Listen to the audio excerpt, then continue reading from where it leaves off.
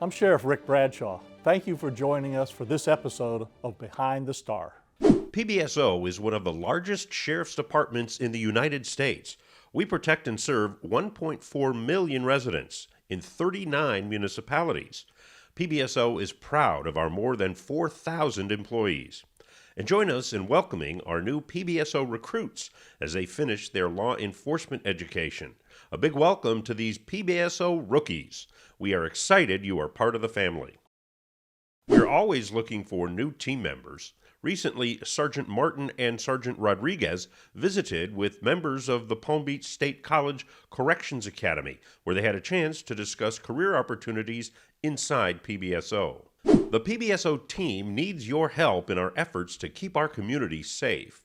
We remind you to move over safely or slow down for stopped law enforcement, emergency, sanitation, utility cars, road ranger, tow trucks, or wreckers. And stay connected to PBSO by downloading our Connect and Protect app. The technology provides members of the community an opportunity to send us tips and receive real-time alerts.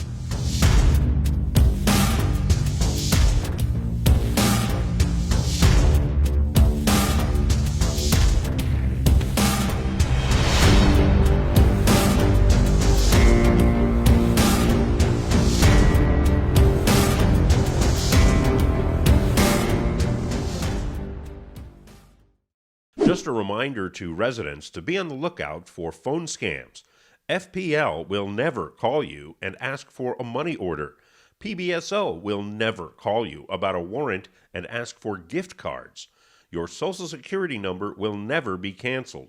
These are scams that we investigate on a regular basis. This is Sheriff Rick Bradshaw with some important information. There's been a lot of phone scams recently where people call you on the phone and demanding money.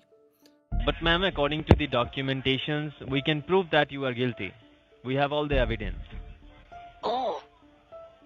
No way, I could... Stop. Number one, slow it down.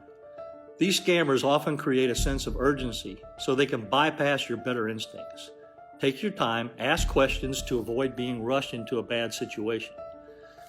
They may say, you need to act fast, you need to make a payment now or be forced into legal action. That's not true.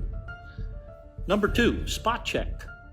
Do your research and double check the details you're getting. If you get an unexpected phone call, hang up. Then look up the bank, agency, or organization that is supposedly calling you and get in touch with them directly. They could say things like, this is the IRS, we haven't received your tax payment for 4 years, that's a federal crime, that's not true. And they may say they're from the sheriff's office and there's a warrant for your arrest and you need to send money. So what you have to do is you have to go to the Target store and you have to buy 2 Target gift cards worth $2,000 each. Stop. Don't send anything. No reputable person or agency will ever demand payment on the spot. Often these scammers tell you to go buy gift cards, which are meant only as a gift, not as payment on any type of threat. Yes, this is Captain Patrick Johnson here at the Palm Beach County Sheriff's Office. I'm calling to speak to you about some confidential legal matters, ma'am. Stop. The sheriff's office or any law enforcement agency is not going to call you on the phone, tell you there's a warrant for your arrest, and ask for gift cards. So don't fall for these phone scams. Hang up, don't get involved with them, and don't be a victim. For years, PBSO has worked tirelessly to identify a woman found decomposed. Detectives need your help to identify this Jane Doe and bring closure to her family and friends. Do you recognize this face? If so, you could help solve a mystery that has haunted investigators for the past 21 years. Who is she? Where she came from? Why she was in the condition she was at? Why was she hitchhiking? Was she running from something? Her name could be Susan, Suzanne, or Suzette. She was approximately 30 years of age, and she could have lived in South Florida or perhaps Nevada.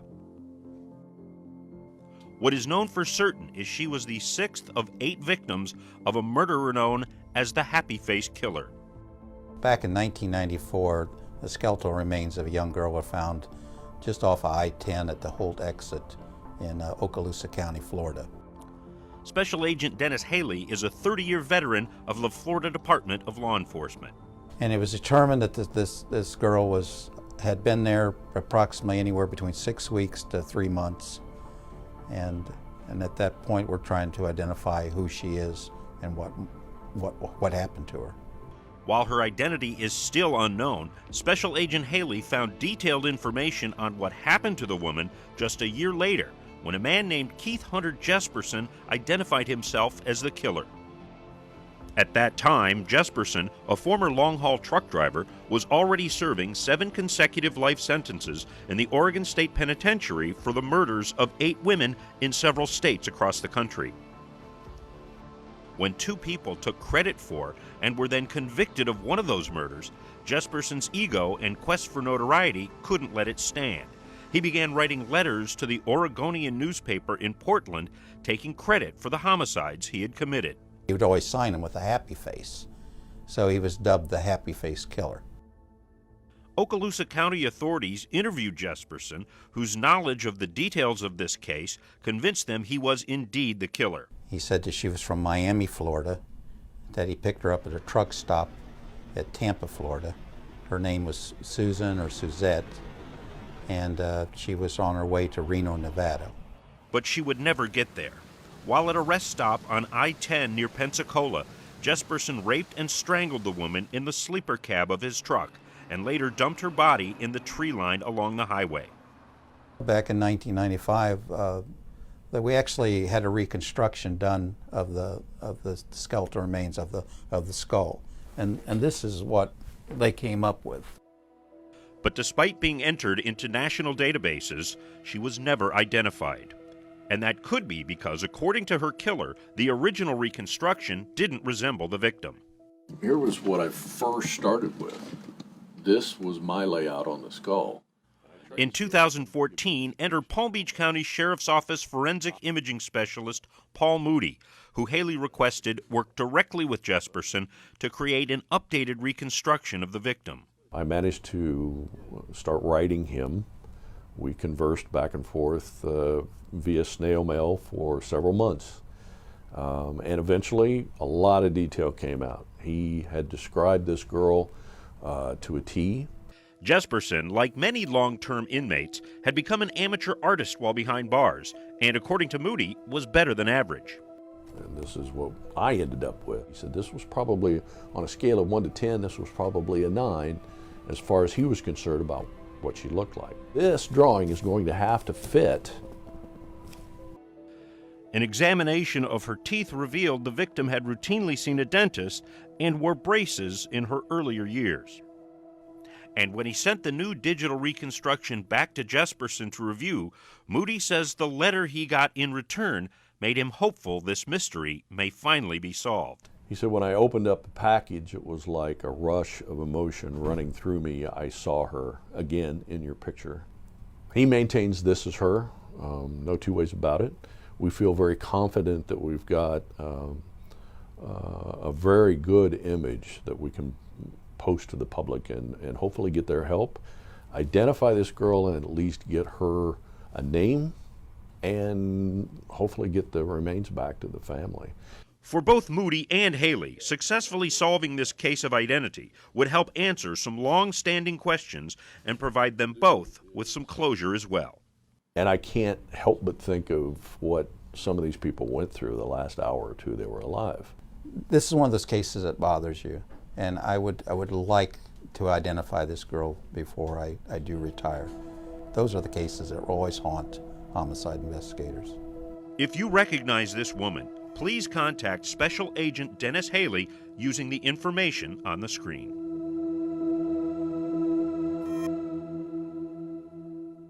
The Palm Beach County Sheriff's Office would also like to thank Mr. M. William Phelps of the investigation discovery show Dark Minds for his assistance in this case. No matter your status, age, or gender, domestic violence could affect anyone. If you or someone you know is a victim of domestic violence, our deputies and victims advocates are here for you. We are just one call away. How did this happen?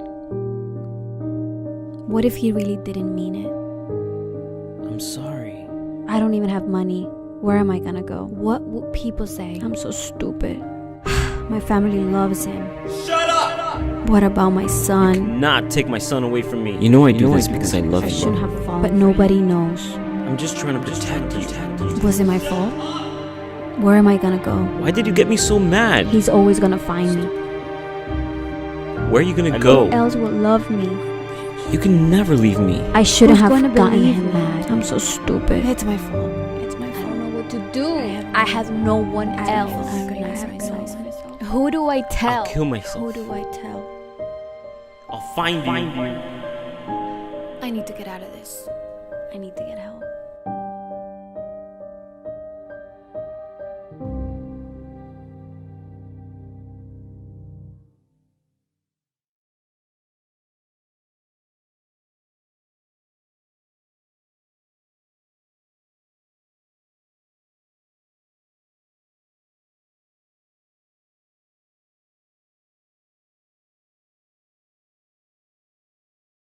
A big thank you to Dawn Walker, who is the owner of Love My Doodles. She discovered our PBSO therapy dogs on our social media and decided to donate Willow, a 6-month-old golden doodle, for our program. Thank you, Miss Walker, and welcome to the PBSO family, Willow. For those who have suffered trauma in our community, we often call in our canine therapy dogs. These cute pups are on call 24/7 and are trained to help those in need. As all of you know or should know, we do have a behavioral service unit that deals with the mentally ill. And this here was a pilot a few years ago to start going out with these dogs and going to, say, hospitals and schools. And it's grown to what it is becoming today, where we're going to be 24/7 on call, going to calls of sexual battery, trauma incidents, people who are injured, the sick, and the elderly, and the schools. So it's expanded, and as you know, when we do anything in the sheriff's office, they will be the best trained, and they will have the best equipment, and they will have the greatest dogs. This is little Allie. I want to introduce her first. Technically, she isn't a therapy dog, but she's kind of like the quarterback for the unit. When a child or an adult are afraid of the dog's size, we bring in Allie. And all of a sudden, things are right with the world. You know, when one has a passion, mine happens to be animals and the community of Palm Beach County, to do good for them. It's a great day. And because I work for the Sheriff's Office, I couldn't be happier. And I personally want to thank Chief DeMario and the Sheriff Bradshaw, for allowing us to have the therapy unit started. It's a great unit, it's going to be really big, and it's going to do wonderful things in Palm Beach County. We do extensive training with these dogs for about 4 to 5 months before they're certified. After the certification, we train probably 2 to 3 times a week under different climates and different environments. So there's a gamut of things that we put them through before they're released and certified through Palm Beach County Sheriff's Office. Recently, Deputy Feynman and I went out to a nursing home along with Tanya. When we brought these dogs in, we had to take them into their rooms individually, bedside. We literally had residents of the community crying, petting these dogs. Like Bill said, they don't see us. They see the love, the comfort, and compassion that the dogs bring. Now they're all officially certified canine therapy dog handlers. Thank you. Thank you all for coming. A local family had been dealing with losing their home to a fire, but there is good news to report thanks to generous donations from family, friends, the Palm Beach County Sheriff's Foundation, and District 1 Community Policing.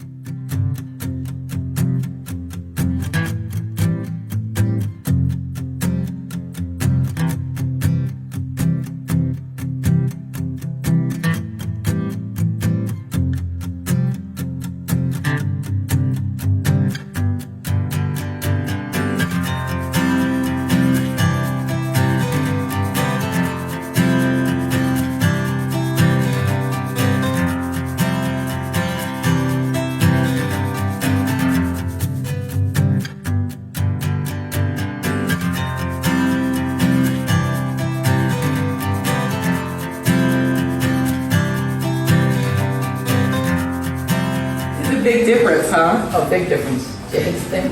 Did you have pictures of before and after? Huh? What do you think? And look at the countertops. Oh my goodness. Oh, look at the cabinets. My grandmother's table. Oh, look at it.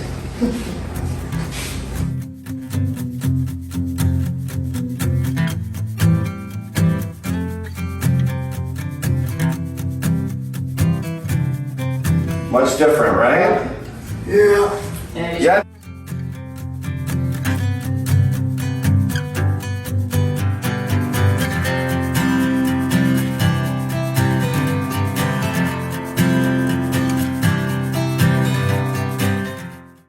Check out the Palm Beach County Sheriff's Office YouTube page for all the latest videos inside the department, including a 30-minute program that profiles the men and women of the Fugitive Warrants Unit that go after convicted or accused suspects who are hiding from the law. Here is a portion of that program.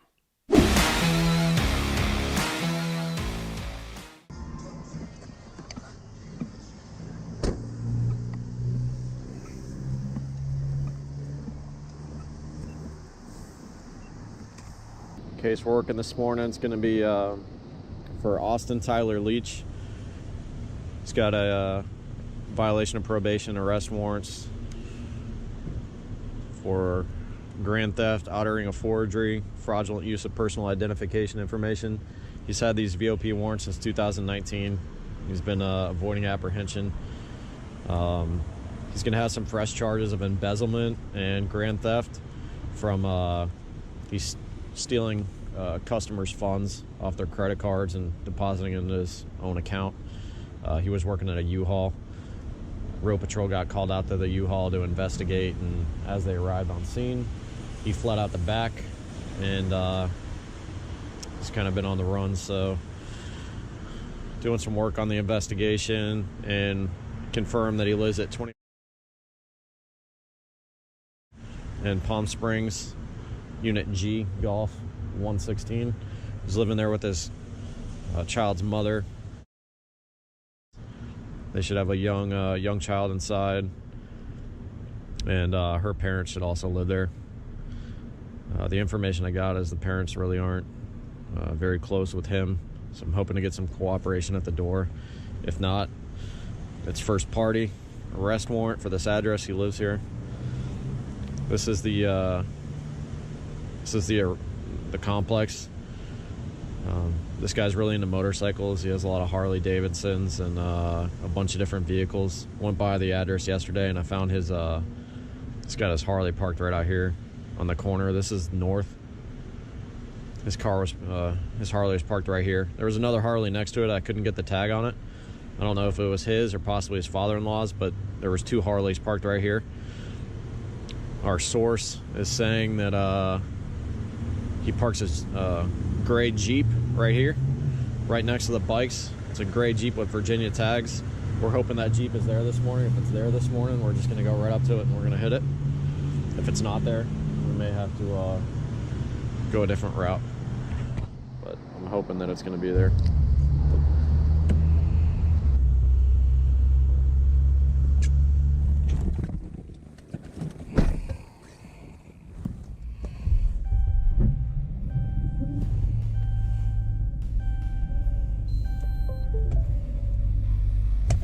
At the Harmony in the Street Summer Camp, our kids have a chance to experience new things and make lots of friends along the way.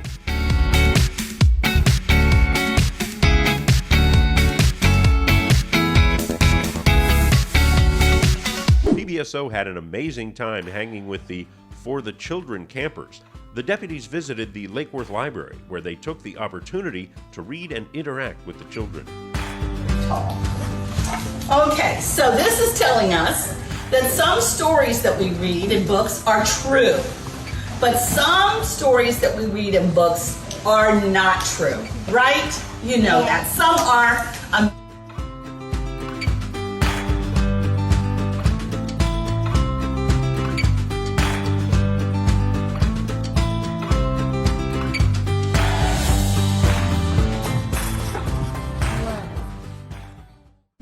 Also at the FTC camp, deputies had the chance to meet young people and answer their questions about law enforcement.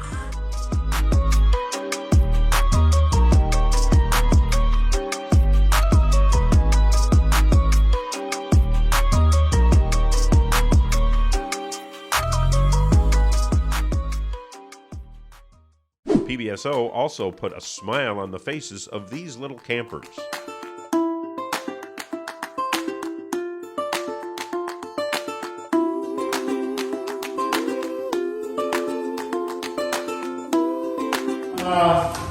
Some stars. He's giving out shirt backs. You have them? Hey guys, you see them all have the shirt backs? Bye.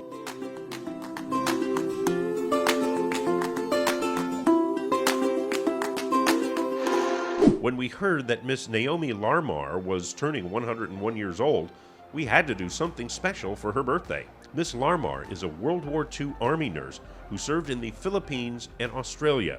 Join us in wishing this amazing woman a happy 101 years.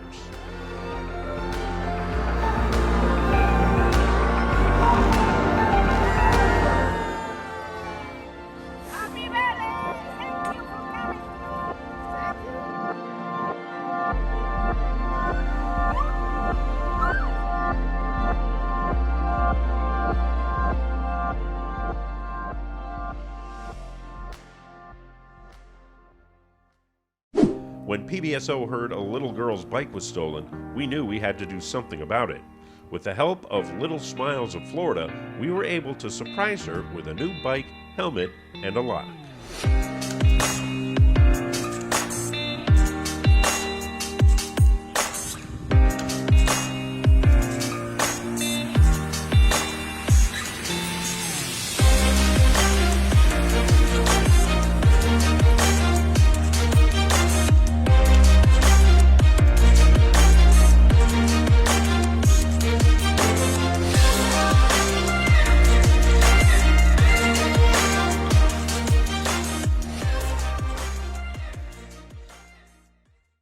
Sadly, we learned that retired Deputy Sheriff Richard Day has passed away.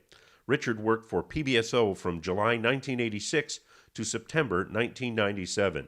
Please keep Richard's family in your hearts, thoughts, and prayers during this difficult time. It is with great sadness that we share the news of civilian Robert Ehrenberg's passing. Bob was in a tragic car accident last month. Please keep his family, friends, and the PBSO family in your thoughts and prayers. We will always keep his memory alive. Deputy Pierre Rouzeau did a lot for the Lake Worth community and sadly passed in 2020.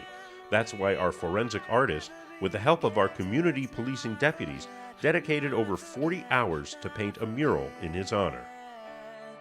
The faces we've seen, we might never see again, so let's not forget, not forget, not forget.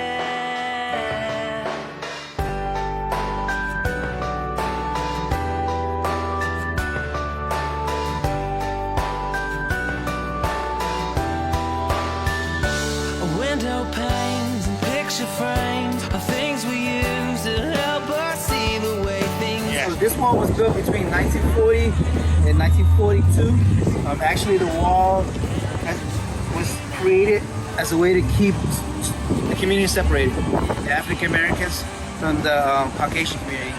And a lot of individuals didn't want certain groups to come over here and near the beach, near this area. So this wall was created as a division.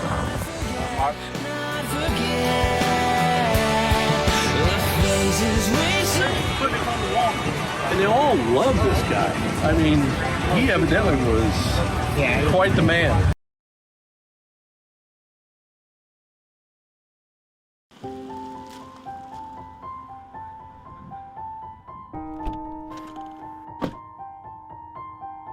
I'm Sheriff Rick Bradshaw. Push-button ignitions are becoming a popular feature with drivers. These systems may be convenient, but they can also be a killer. There have been over a dozen deaths nationally, and it appears that this number is on the rise. Palm Beach County is not immune to this tragedy.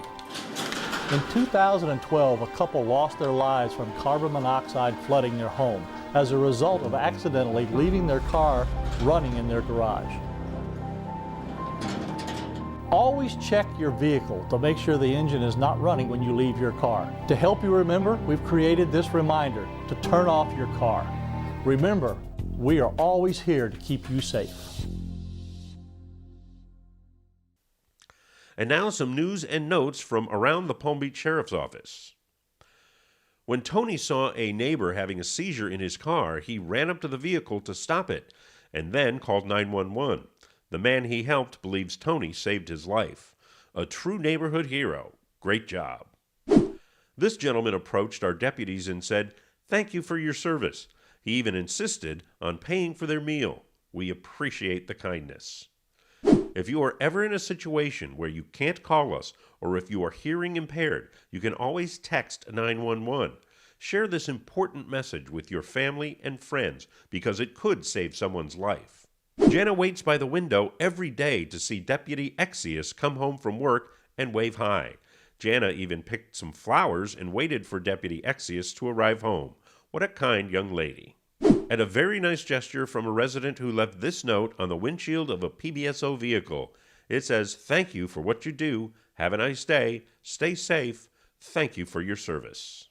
Join us in congratulating Deputy James Mackey as the Palm Beach County Behavioral Health Coalition named him their law enforcement champion.